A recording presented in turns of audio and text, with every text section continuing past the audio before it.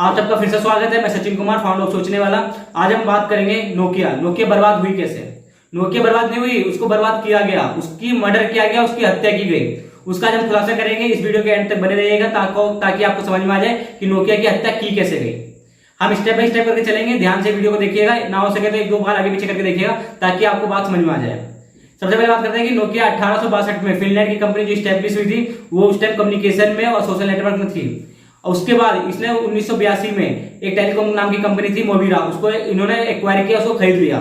जो सबसे पहले हैंडसेट की कंपनी बनाती थी मोबिरा, उसको इन्होंने एक्वायर कर लिया और तब जाके नोकिया हैंडसेट की कंपनी में उतरा।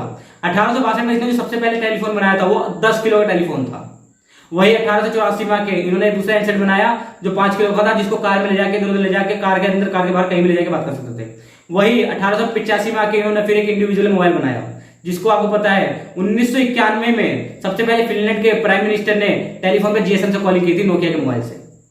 पूरे वर्ल्ड में पहली बार जीएसएम पे जो बात करी थी फिनलैंड के प्रधानमंत्री ने नोकिया के मोबाइल से बात करी थी। इतना ही नहीं, आगे हम बाद में बताते हैं। नोकिया ने एक अंदाजा लगाया था कि इनको 1999 तक 40 लाख हैंडसेट बेचने हैं, लेकिन 1999 तक इनके 4 करोड़ हैंडसेट बिक गए। कि नोकिया ने, इसी को तो कहते हैं मार्केट एनालिसिस। नोकिया ने क्या किया, कस्टमर की नीड समझी, मार्केट का एडॉप्शन कर्व समझा और मार्केट क्या चाहता है वो समझा।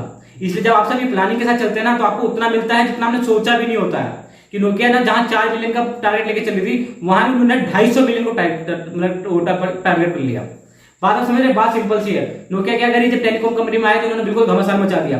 1999 में आते आते इसने मोटोरोला को पीछे छोड़ दिया और मार्केट में पूरा 25% अकेले कैप्चर कर लिया। जो उस टाइम को पता है कि नोकिया का जो मोबाइल था वो दुकान के पास अपने आप बिकता था। आपको पता है 1100, 1110, 3315 जितने भी मोबाइल थे। और इतने बाद इनका नोकिया ने इतने अच्छे अच्छे फीचर निकाले कि सारी की सारी मोबाइल कंपनी धाराशायी हो गई और पूरे इंडिया में इसने 75% अकेले कैप्चर कर लिया। उसके पीछे कई सारे रीजन थे, मैं आपको बताता हूँ क्या था। कि जब नोकिया मोबाइल आती थी ना, तो उसके टाइम इसकी इतनी अच्छी सर्विस थी कि आपको पता है वो तोड़ तोड़ के मोबाइल दिखाती थी अपना, कि हमारा मोबाइल टूटता नहीं है। और उसके बाद सबसे पहले इसने फीचर फोन लाया 1999 में, उसके बाद तो पूरा तहलका मच गया, सारी की सारी मार्केट डिस्टर्ब हो गई। और वही उसने क्या किया फिर बाद में, जब वो आगे बढ़ने लगी तो पूरी पहले तो उसने यूरोपियन कंट्री को पूरा एक्वायर किया था 1999 तक। मतलब यूरोप हो गया, ब्रिटेन हो गया। उसके बाद इन्होंने जो डेवलपर कंट्री थी, जैसे रशिया हो गया, चाइना हो गया, हिंदुस्तान हो गया, इसके ऊपर आके अपना मार्केट शेयर कैप्चर करने लगी। लेकिन इतना ही नहीं, जब कहते हैं ना कि जब एक कोई कंपनी आगे बढ़ती है तो उसके पीछे कई सारी कंपनी आ जाती है। इसने चीज का ध्यान नहीं दिया। जब नोकिया बड़ी हो रही थी, एक बात याद रखिएगा, नोकिया पहले सुपर फास्ट कार थी, लेकिन बड़े होते होते होते होते ये हेवी ट्रक में बन गई। नोकिया का जब डिमांड ज्यादा आने लगी तो इसने ज्यादा पीपल हायर करने लग गए, ज्यादा इसकी डिमांड आ गई, ज्यादा प्लांट लगाने लग गए, तो ये सुपर कार से एक हैवी ट्रक बन गई। बहुत ध्यान रखिएगा, जब कोई हैवी ट्रक बन जाता है ना, तो उसको चेंज करने में बड़ी दिक्कत आती है। इसलिए कहते हैं कंपनी कितनी भी बड़ी हो जाए, लेकिन उसकी प्रोसेस बिल्कुल लिमिटेड होनी चाहिए। बात समझ रहे हैं? तो ऐसी जैसे जैसे नोकिया बड़ी होती जा रही थी, वैसे उसके पीछे मार्केट में कौन सा था, सैमसंग, मोटोरोला, कार्बन, एलजी, लावा, ये सब सारी फोन उसके पीछे पीछे आ रहे थे। और वो सारी फास्ट सुपर कार बन रही थी, जितने में ये बिल्कुल हैवी ट्रक हो गया था और ये आगे नहीं बढ़ पा रहा था। अब बात है 1999 जब बाद में जब मार्केट में एप्पल और एंड्रॉइड आया। जब एप्पल और एंड्रॉइड की एंट्री हुई, तब इसके जाके मार्केट डाउन होने लगी। यूरोपियन कंट्री में 90 के दशक में जब एप्पल अपने फीचर बना रहा था और गूगल एंड्रॉइड जो बना रहा था, उसके साथ इन्होंने पूरी एशिया में, उनकी यूरोपियन कंट्री में मार्केट डाउन हो रही थी, लेकिन इनकी डेवलपर कंट्री में मार्केट काफी मतलब हाई हो रही थी। लेकिन उन्होंने उस टाइम ध्यान नहीं दिया। इनको जब तक पता लगता है कि यहाँ मार्केट डाउन हो रही है, तब तक ये यहाँ से भी लेते हुए चलते बने। कि जब सारी कंपनियां जो सैमसंग थी, मोटोरोला थी, सब इनके साथ अटैच हो गई, सब के सब किसमें चले गए, एंड्रॉइड के साथ। और एप्पल ने अपना एक फीचर अलग से बनाया था। एप्पल एक चेन के साथ काम करता है, इकोसिस्टम के साथ काम करता है। नोकिया ने वही गलती कर दी, नोकिया ने कोई इकोसिस्टम नहीं बनाया। एप्पल ने क्या किया, एप्पल के मोबाइल पर 10 लाख एप्लीकेशन थी और वही एंड्रॉइड के पास भी 1.5 लाख एप्लीकेशन थी, लेकिन नोकिया के पास क्या थी, मात्र 20,000 एप्लीकेशन। वो अपनी सिंपल सी एप्लीकेशन के पीछे पड़ा रहा, उसको पकड़ के रखा रहा। जैसे कोई कहते हैं ना बंदर अपने बच्चे को चिपट के रखता है, वैसे नोकिया अपनी गलती को इधर चिपट के रखा, उसको छोड़ा नहीं। वही बाकी कंपनी क्या थी, वो एक प्लेटफॉर्म बनाने के लिए तैयार करने लगी। तो सबको क्या लगा, सब अपना गूगल के पास आने लग गए, उनके पास पूरा फीचर था। एंड्रॉइड ने पूरा सारा मार्केट कैप्चर कर लिया। वही 2010 आते आते तो बिल्कुल हद हो गई, नोकिया बिल्कुल तरह की तबाह हो गई और उसको ध्यान नहीं दिया गया। नोकिया को क्या लगा, ये हमारी सीईओ की गलती है, इसके चक्कर में इन्होंने सीईओ चेंज किया। और सीईओ को आने के बाद उनको लगा कि हमको सब कुछ चेंज करना पड़ेगा। जब उनको पता लगा कि अब मार्केट किसी तरफ चलेगी, एप्पल की तरफ और गूगल की तरफ, एंड्रॉइड की तरफ, तब इन्होंने क्या किया, हम भी अब एंड्रॉइड को अप्लाई करते हैं। इन्होंने कोशिश करी चेंज करने की। ऐसा नहीं कि नोकिया ने चेंज नहीं, सब कहते हैं ना नोकिया चेंज नहीं करना चाहता, नोकिया चेंज करना चाहता था। वो गए थे गूगल के पास, लेकिन आधे रास्ते तक वहां से वापस यू टर्न ले लिए। उनका क्या कहना था कि हम सबकी भीड़ में जाएंगे तो हम अलग कैसे रहेंगे।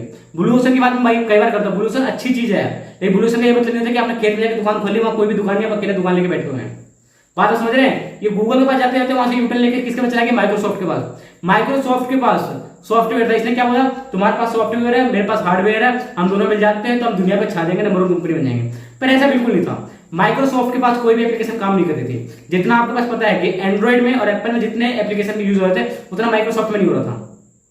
तो यहाँ पे सबसे बड़ी कंपनी जो सबसे बड़ी जो इनका डिसीजन मेकिंग था, सबसे ज्यादा यही रॉन्ग हो गया कि वो गूगल से साथ ना जाके इन्होंने अपना माइक्रोसॉफ्ट के पास चले गए।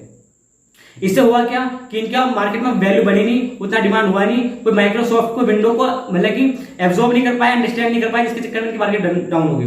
जो आपको पता है लुमिया सेट आया था नोकिया का, उस टाइम तो थोड़ा स्टेबल हुए थे, लेकिन उतना नहीं कर पाए जितना इनको करना चाहिए था। इसलिए कहते हैं कि मार्केट के एडॉप्शन को मतलब हमेशा पकड़ना चाहिए कि किस तरह एडॉप्शन कब जा रही है।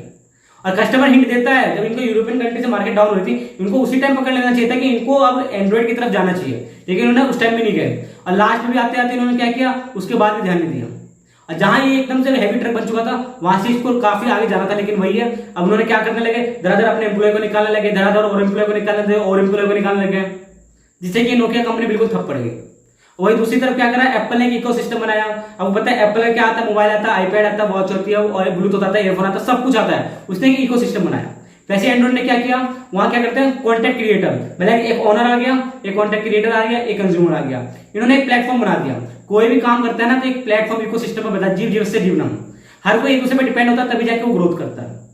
सबसे पहले मेरी बात समझिए आप कि क्या हुआ, जीव जीव से जीवनम में क्या मतलब है। एप्पल ने अपना एक इकोसिस्टम तैयार किया, उसने अपने सारे फीचर लाया। उसी तरह एंड्रॉइड ने भी अपने सारे फीचर पहले ऑन, मतलब मान लीजिए मेरी कोई ऐप आती है, आगे फ्यूचर में अगर मैं ग्रोथ किया तो बिल्कुल अपनी एक ऐप लेके आऊंगा, तो मैं हो गया ऑनर। और दूसरा बंदा क्रिएटर कौन हो गया, जिस बंदे ने ऐप को बनाया वो हो गया क्रिएटर। तीसरा बंदा हो गया कंजम्पशन, जो इसको यूज कर रहा है, आप हम जो यूज करेंगे वो हो गया कंज्यूमर। इस तरह से एक इकोसिस्टम बनता है। आज के टाइम पे पता है कि सबसे बड़ा इकोसिस्टम किसका है, फेसबुक का, यूट्यूब का। यूट्यूब क्या करता है, उसका खुद का कोई कंटेंट नहीं है, कंटेंट बनाता कोई और है, देखता कोई और है, कंज्यूम कोई और करता है।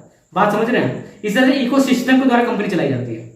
लेकिन एप्पल मतलब कि नोकिया की बात समझ में नहीं आई, वो अपने मतलब कि ब्लू ओशन के चक्कर में रह गया, और उसने क्या किया, एक अनचाही, कहते हैं ना जिसको नदी की गहराई नहीं पता, वो एकदम नदी में कूद गया और वहां पे जाकर उसने सुसाइड कर लिया। नोकिया इतना हैवी ट्रक बन गया था कि उसको एक ऐसी बिल्डिंग में फंस गया जो बिल्डिंग में पूरी तरह से आग लगी थी, और उसके पास कोई रास्ता नहीं था बचने का, और बिना सोचे समझे सीधे उस बिल्डिंग से छलांग मार ली। बात समझ रहे। इसलिए मार्केट की नीड को पकड़ना चाहिए, और जैसा हो सके मार्केट के हिसाब से चलना चाहिए। मार्केट को अपने हिसाब से चलाना अच्छी बात है, लेकिन बेवकूफी करना सही बात नहीं है। अगर वही नोकिया शुरू में बेवकूफी नहीं किया होता, जो पूरे विश्व में जो बिल्कुल टॉप हो, मतलब 25% मार्केट कैप्चर करता था, इंडिया में 70% मार्केट कैप्चर करता था, अगर वो कस्टमर की नीड को समझ जाता तो आज फिर से बना रहता, नोकिया एकदम बेबस नहीं हुआ होता। इसलिए कहते हैं ना, मार्केट सिग्नल देता है, जो उसको पकड़ लेता है वो हमेशा राजा बना रहता है। इसकी दूसरी वीडियो बिल्कुल जल्दी आएगी, उसके लिए आप हमारे चैनल में बने रहिएगा। हमारे चैनल को लाइक शेयर सब्सक्राइब जरूर करिएगा, ताकि आपको पार्ट 2 में बताएंगे कि नोकिया को बर्बाद करने में किसका हाथ था और नोकिया बर्बाद हुआ कैसे।